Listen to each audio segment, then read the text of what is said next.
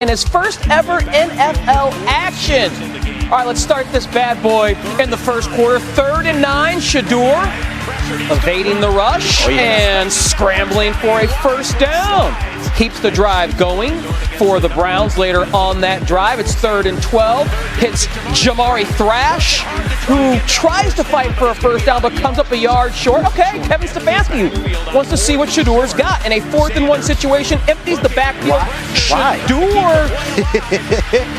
Empty back or for the what? This is one of those things they talk about with Shedeur at Colorado. Took a lot of sacks, invited a lot of trouble.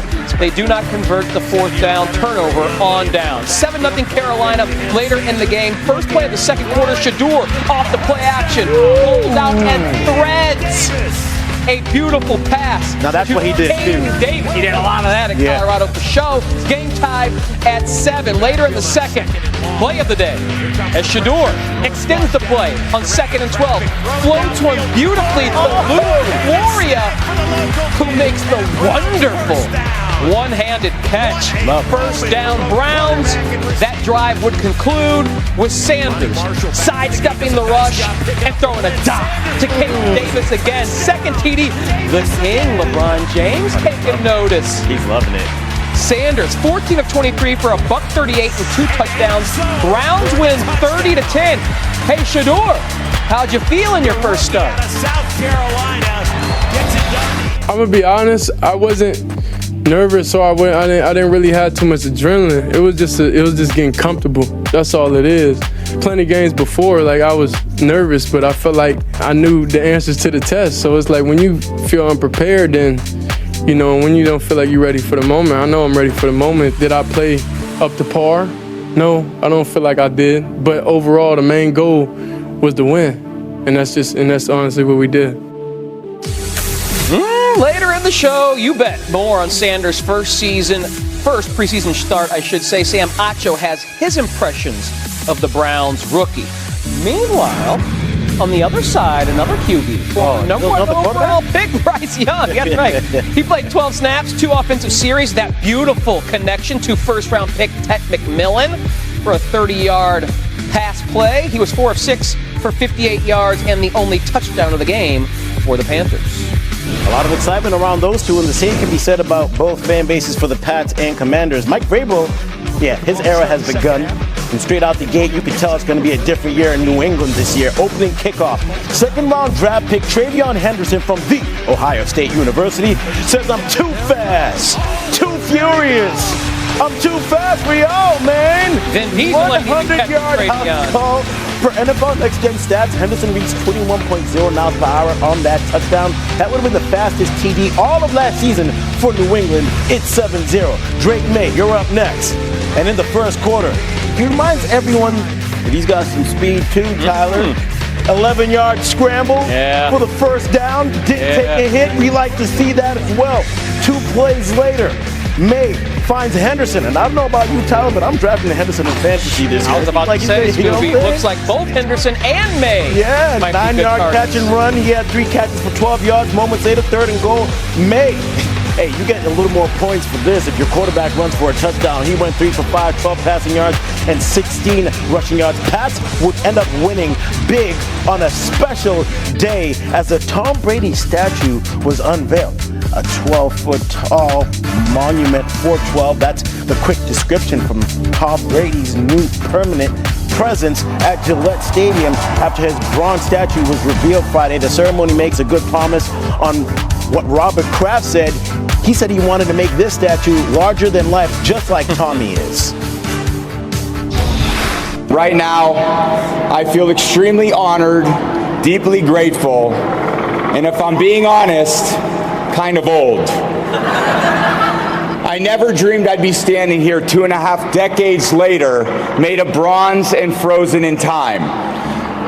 It actually feels pretty appropriate given my 40-yard dash time. But in the end, this statue isn't just for Pats fans. It'll also give all the Jets fans something to throw their beers at as they lead the stadium every year.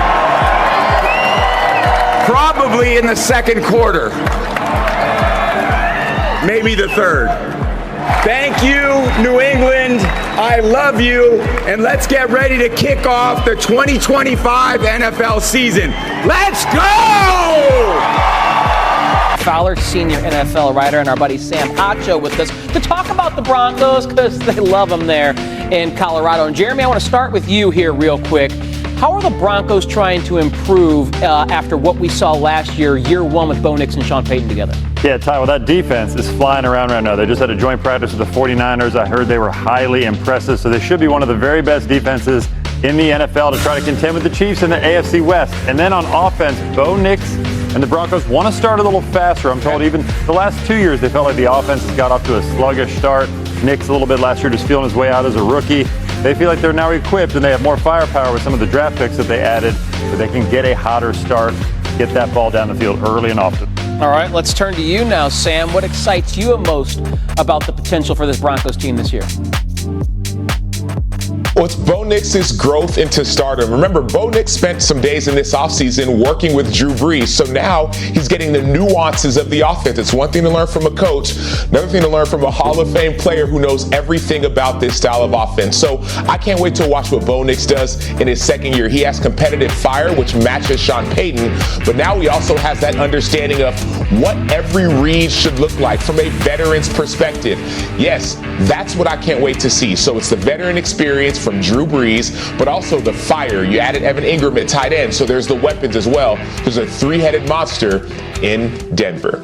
All right, we will see Nix in action tonight, but last night there was another second-year signal caller who had a nice little performance. Drake May had a rushing touchdown. Back to you here, Sam. What did we think of May's play in his limited time on the field?